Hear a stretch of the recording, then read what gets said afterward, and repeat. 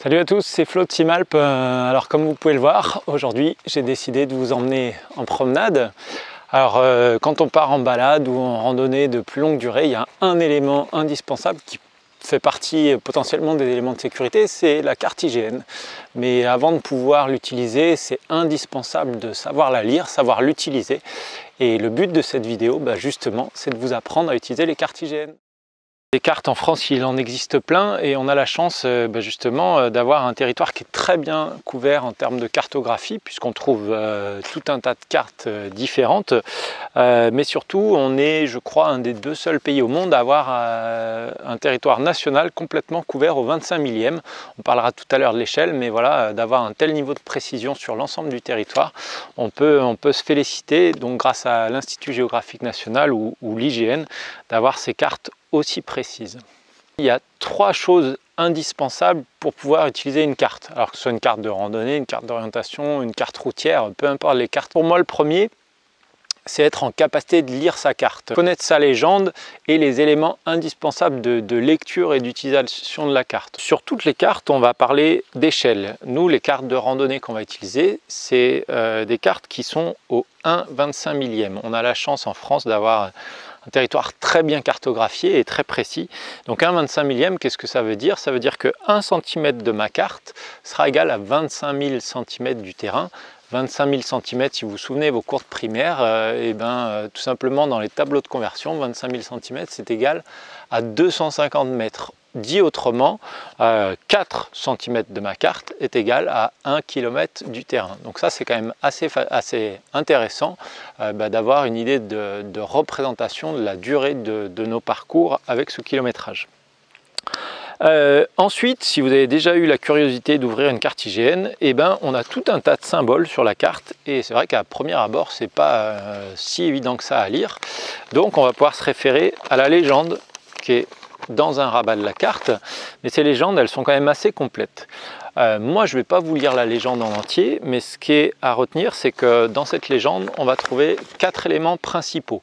Le premier, c'est tous les symboles qui vont correspondre à ce qu'on appelle la planimétrie. La planimétrie, ça veut dire tous les éléments qui appartiennent on va dire à l'utilisation de l'espace et l'anthropisation de l'espace.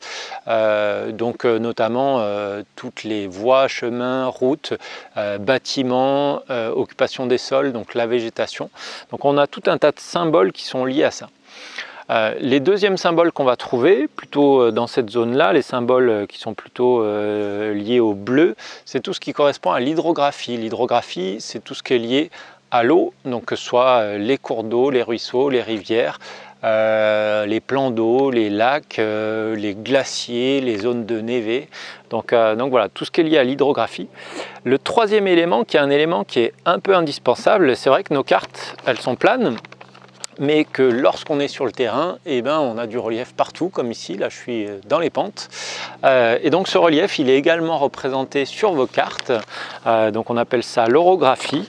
Et vous avez ici un petit symbole donc avec une couleur qui est un peu entre le orange et le marron, on appelle cette couleur bistre.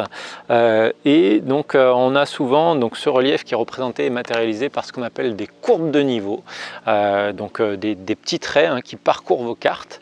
Et bien souvent sur nos cartes IGN, les courbes de niveau vont être espacées de 10 mètres entre chacune, c'est ce qu'on appelle l'équidistance. Alors parfois sur certaines cartes on peut trouver 2 équidistances, mais bien souvent voilà, l'équidistance sur les cartes au 25 millième est de 10 mètres.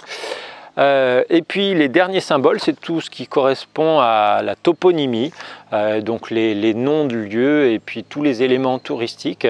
Donc là c'est vrai que là, nos cartes IGN elles sont parcourues de noms de lieux dits, etc. Donc tout ça c'est la toponymie. Alors dans la lecture de ces cartes IGN, il y a peut-être un élément qui est plus difficile à appréhender que les autres, c'est la lecture du relief. Je vous l'ai dit, sur nos cartes, en fait, le relief va être matérialisé par ce qu'on appelle des courbes de niveau. Alors, il y a tout un tas de subtilités sur ces courbes de niveau.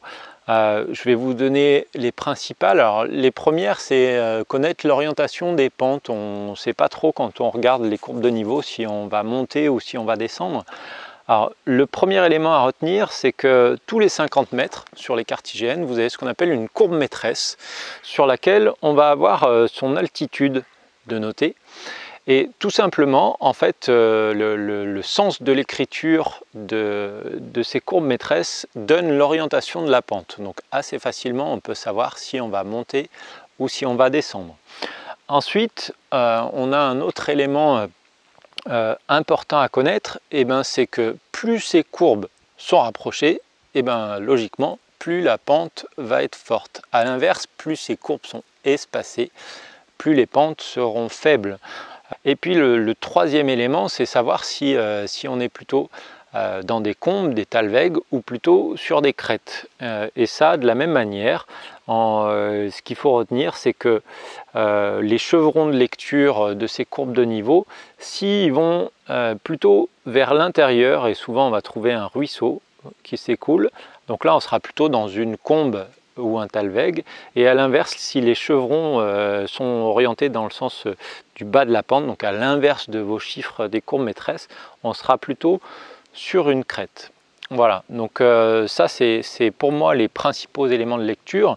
On peut avoir aussi peut-être des difficultés parfois sur la lecture des sommets ou des cuvettes. Bien souvent on va trouver l'indication d'un point côté, donc un point avec une altitude qui permettra de savoir si effectivement on est plutôt sur un sommet ou dans une cuvette. Alors une fois que je vous ai donné ce premier conseil, je vous disais le deuxième, c'est de savoir où on est sur la carte. C'est indispensable de savoir se positionner sur une carte. Je vous parlais tout à l'heure du point, du repère. Vous êtes ici quand vous êtes sur un plan de grande ville ou un plan de métro. Sur une carte IGN, c'est un petit peu différent. Pour savoir où on est, on va essayer de se placer avec des éléments fiables de la carte. Ça peut être soit comme moi ici, je suis à la croisée d'un chemin et d'une route. On peut se servir de bâtiments, ou alors si on part d'un village, on peut se servir du centre du village. Moi, je vais vous montrer sur ma carte, essayer de retrouver ce point précis là, donc entre le chemin qui est ici et la route qui est juste là. Alors voilà, moi je sais que je suis en train de me balader sur la commune de Lupé, et donc j'ai traversé le ruisseau près des lagunes là, hop ici, je suis remonté là. Et donc je vois qu'actuellement je suis exactement à la croisée de la route et du chemin, là. Donc mes symboles de planimétrie. Donc je sais exactement où je suis sur la carte. Une fois que je sais où je suis sur la carte, ce que je vais pouvoir faire, c'est orienter ma carte. Puisque là, elle m'est quand même pas trop utilisable, parce que si je regarde devant moi, j'ai la route ici. Mais si je regarde sur ma carte, la route, elle est plutôt dans mon dos. Le dernier conseil, c'est savoir orienter sa carte pour savoir dans quelle direction se diriger. Pour l'orienter, plusieurs choix. Soit on utilise l'élément indispensable qui est la boussole, voilà, qui vous permettra d'orienter votre carte facilement. Ou alors on peut utiliser ce qu'on appelle des mains courantes, des éléments fiables du paysage, donc soit la route que je vois derrière moi, soit un élément un peu plus lointain que je vais pouvoir repérer sur ma carte précisément et orienter ma carte grâce à celle-ci. Par exemple là, moi j'ai un clocher juste en face de moi et ce clocher, il va me permettre d'orienter ma carte. Alors la chose à savoir, c'est que sur quasiment toutes les cartes, j'en connais pas qui sont pas bâties comme ça, le nord géographique est toujours vers le haut de la carte. Donc il suffit de le savoir, et une fois qu'on le sait, on va pouvoir orienter sa carte comme il faut. Alors voilà, là j'ai ma carte, donc avec le haut de la carte qui est dans ce sens-là, et ma boussole qui m'indique le nord, donc avec la flèche rouge. Donc si je veux faire correspondre le nord de ma boussole avec donc le nord magnétique, avec le nord de ma carte, il va falloir que je tourne ma carte jusqu'à ce que le haut soit dans le même sens que ma boussole. Donc en gros je peux prendre le quadrillage de mon bord de carte ou alors le quadrillage de la carte. Je suis pas très bon.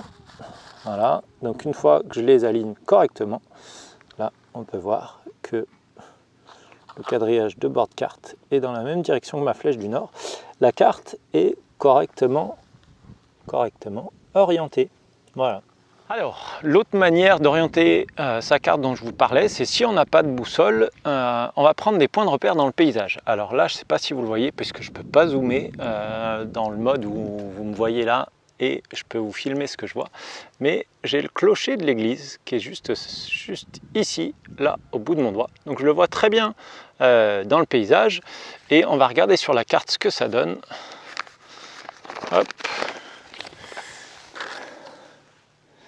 Là, donc on a dit que moi j'étais exactement ici, là, et je vois le clocher qui est juste là, ici, là.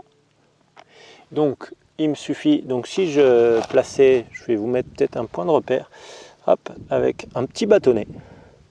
Voilà, donc on a dit, moi je suis là, et je vais placer mon petit bâtonnet en direction de l'église, là. Donc en gros, là, mon petit bâtonnet, il me montre l'église par ici, alors que non, elle est plus par là. Tac, là. Donc je tourne, jusqu'à ce que mon petit bâtonnet m'indique bien l'église sur la carte, là où je la vois. Et là, on est plutôt pas mal, comme ça. Et donc ma carte est à nouveau bien orientée, sans boussole. Voilà. Voilà, j'espère que ces quelques conseils vous auront été utiles. Alors si jamais vous vous sentez toujours pas rassuré de partir en balade tout seul avec ces quelques conseils, n'hésitez pas à vous rapprocher des professionnels de la montagne ou de l'encadrement. Les accompagnateurs en montagne comme moi proposent des journées ou même des stages pour apprendre à lire une carte et être en complète autonomie avec l'orientation sur le terrain. Donc n'hésitez pas, voilà, pour aller un petit peu plus loin dans l'orientation. En tout cas, moi je vous dis à très bientôt pour des nouvelles vidéos. Salut!